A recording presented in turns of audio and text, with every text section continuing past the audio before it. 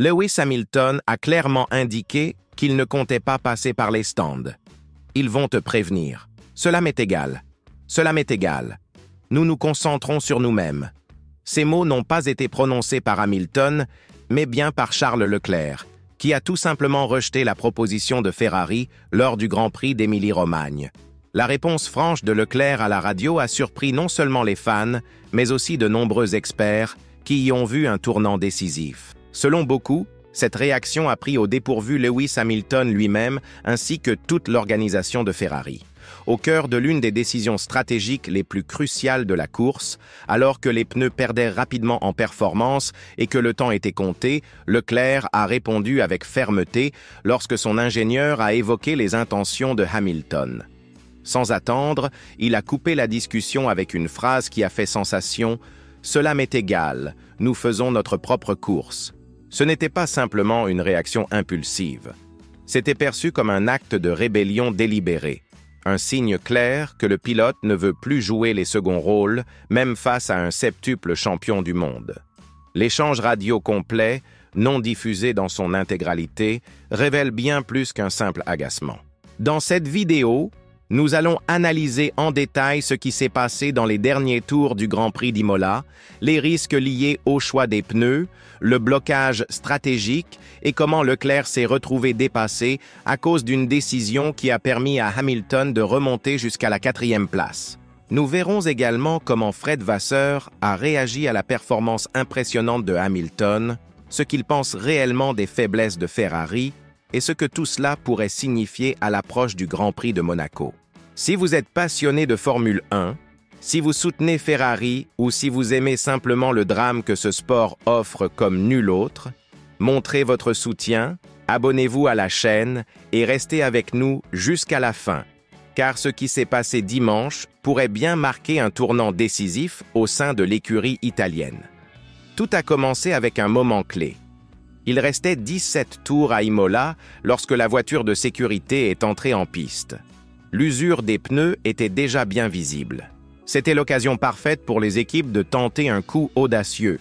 Mais pour Ferrari, la situation s'est compliquée. Leclerc ne disposait ni de pneus médium neufs, ni de pneus durs neufs. Seulement un train de pneus tendres. Son ingénieur Brian Bozzi a hésité. Il a prévenu que les pneus tendres ne tiendraient pas longtemps. Leclerc a répliqué immédiatement. « Les médiums sont fichus », a-t-il dit à la radio. « Dis-moi lesquels sont les meilleurs ». La tension montait. De l'autre côté du garage, Hamilton et Riccardo Adami discutaient de manière posée et méthodique. Ils analysaient le rythme, l'état de la piste, qui était déjà passé par les stands. Finalement, la décision a été prise. Hamilton allait rentrer. Un pari risqué, mais assumé. Pendant ce temps, alors que Leclerc approchait de l'entrée des stands, son ingénieur a fait une remarque déconcertante. Au lieu de se concentrer uniquement sur la course de Leclerc, il a mentionné Hamilton. Hamilton ne compte pas rentrer, juste pour info. Et c'est là que Leclerc a explosé. Cela m'est égal, cela m'est égal. Nous parlons de nous. Une réaction brute, émotionnelle, révélatrice. Car ce n'était pas juste de la frustration, c'était de la désillusion. Au moment où Leclerc avait besoin de clarté et de direction, il a reçu une information hors de propos. Cela sonnait comme une trahison de la concentration, et la situation s'est aggravée. Alors qu'il décidait enfin de prendre le risque avec les pneus tendres, il a vu quelque chose qui l'a choqué. Hamilton entrait au stand. Le Britannique avait déjà fait son choix. Et désormais, c'était trop tard. Pourquoi je ne suis pas rentré? Hamilton l'a fait. Je ne vais pas rester derrière à perdre encore des places, a-t-il déclaré en continuant sa route. Le ton de la stupéfaction pure. Petite pause. Si vous appréciez cette vidéo, pensez à cliquer sur le bouton « J'aime maintenant » et restez avec nous jusqu'à la fin. La seconde moitié de cette histoire pourrait bien être encore plus explosive. Avec ses pneus neufs, Hamilton est revenu en piste et a remonté rapidement le classement. Il a dépassé Leclerc, puis Alex Albon, et lorsque le drapeau à damier est tombé, il occupait la 4e position, son meilleur résultat sous les couleurs de Ferrari jusqu'à présent. Une performance saluée dans toute la Formule 1, y compris par Vasseur. En revanche, Leclerc a reculé. Il a terminé 6e, frustré, silencieux, après une décision qui ne semblait pas venir de lui. Après la course, il a à peine parlé. Son langage corporel disait tout. Un pilote, encore une fois, laissé de côté. Pendant ce temps, Fred Vasseur est apparu face aux caméras et a livré peut-être sa déclaration la plus honnête de la saison. Il n'a rien atténué, n'a pas cherché d'excuses vagues. Il a reconnu ce que beaucoup savaient déjà. Ferrari est rapide le dimanche, mais les qualifications les pénalisent. Nous avons ce décalage entre le rythme en qualification et celui en course, a-t-il dit. À Jeddah, à Miami et maintenant à Imola. C'est toujours pareil. On perd 3 ou 4 dixièmes en qualif et on le paie en course. Nous n'avons pas la meilleure voiture, mais en rythme de course, nous sommes proches. Mais ce qu'il n'a pas dit était aussi révélateur que ce qu'il a dit. Il a félicité Hamilton, admis qu'ils avaient en effet un bon dimanche. Mais pas un mot sur le chaos stratégique autour de Leclerc. Aucune défense. Et ce silence en disait long. Ce que l'on commence à voir, c'est que Hamilton devient le nouveau point de référence chez Ferrari. Ses analyses sont efficaces. Ses choix stratégiques rapportent des places. Et son calme contraste fortement avec l'émotion de l'autre côté du garage. Cela ne signifie pas que Leclerc a perdu sa place, loin de là. Mais il est clair que la confiance est aujourd'hui divisée. Et dans une équipe de premier plan, cela peut vite déraper. Il suffit de demander à n'importe quel fan de Ferrari ayant suivi les 10 dernières années. Ce qui rend la situation encore plus délicate, c'est qu'elle survient dans une saison où Ferrari était censé viser des victoires, où Leclerc devait être le leader. Et maintenant, après seulement quelques courses, c'est Hamilton, le nouveau venu, qui livre sous pression. Où va-t-on à partir de là? Que réserve l'avenir à une équipe qui a tout pour gagner, mais continue de trébucher sur ses propres failles internes au moment même où l'union est la plus nécessaire? Ferrari est à une croisée des chemins. Il ne s'agit plus seulement de pneus ou de communication confuse. Il s'agit de contrôle, de confiance, de leadership et d'identité.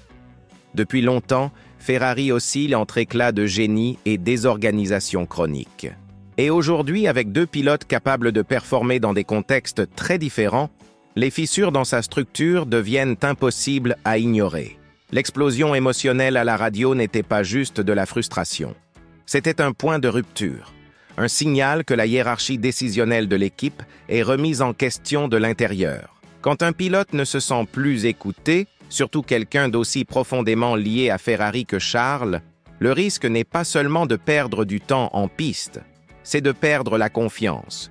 Et lorsque celle-ci disparaît, une équipe cesse d'évoluer et commence à s'effondrer. Pendant ce temps, l'ascension de Lewis Hamilton chez Ferrari est discrète mais profonde. Il n'a pas eu besoin de déclarations fortes ou de critiques publiques. Son message passe par l'exécution. Les données, les résultats, ce qui s'est passé à Imola, les bons retours, l'arrêt bien calculé, sa capacité à maximiser un week-end compromis, tout indique une chose. L'influence de Hamilton grandit, mais cette croissance apporte aussi de la tension, car chaque pas en avant qu'il fait remet en question l'équilibre de l'équipe. Et Ferrari a toujours eu du mal à gérer 2 fortes personnalités en son sein. La vraie question maintenant ne porte pas sur la performance pure. Elle concerne la structure. Ferrari va-t-elle adapter son organisation interne pour donner une place égale aux 2 voies? Ou bien l'une d'elles sera-t-elle discrètement favorisée au risque de briser l'harmonie du groupe?